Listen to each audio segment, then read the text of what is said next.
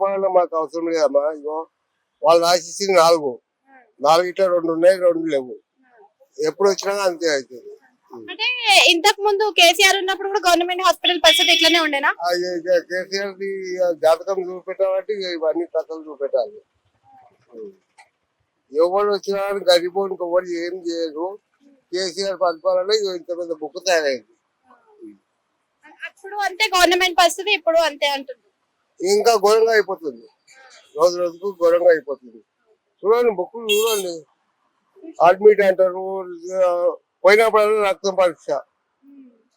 ఏం చేసుకుంటారో రక్తం తీసుకుని మళ్ళీ అమ్ముకుంటారా ఏం చేస్తున్నారో తెలియదు. అంటే ఇప్పుడు ఈయన ఇచ్చిన పరిపాలనలో మీకు అసలు పథకాలు ఏమి అందుతలేవా అంకుల్? ఏమీ లేవు. సన్న బియ్యం కానీ. మొదలు ట్రీట్మెంట్ సరిగ్గా చేయమన్నామా, మొదలు ట్రీట్మెంట్ సరిగ్గా చేస్తే అన్ని దొరుకుతాయి. ఆ ట్రీట్మెంట్ లేదు. ఇక పోయిన వారము లేకుండే, ఈ వారం వస్తే ఈ వారం లేవు. మరి ఏం పరిపాలన చేస్తుందో వాళ్ళకే వెళ్తా. కేసీఆర్ ప్రభుత్వం ఉన్నా గోళీలు దొరకాయి, ఎవరున్నా గోళీలు దొరకాయి. గరీబోడు మాత్రం నాశనం అయిపోయేది. వాళ్ళకి ఓట్లు కావాలి, ఇల్లు ఇస్తాము, అది ఇస్తాం, ఇది ఇస్తాం అని అంటున్నారు. ఏమి ఇస్తున్నారు ఏమో. ఇప్పుడు నాకు ఓట్లు లేరు, ఉన్నా కానీ నేను బొడగొట్టుకున్నా. ఇప్పుడు నా పరిస్థితి ఏంది? అప్లై చేసుకోవడానికి చాలా పెడుతున్నారు కదా కంపెనీ. ఏం పెడుతున్నారమ్మా అప్లై ఈ సేవలకు వస్తే ఇంకా రాలేదు అంటారు.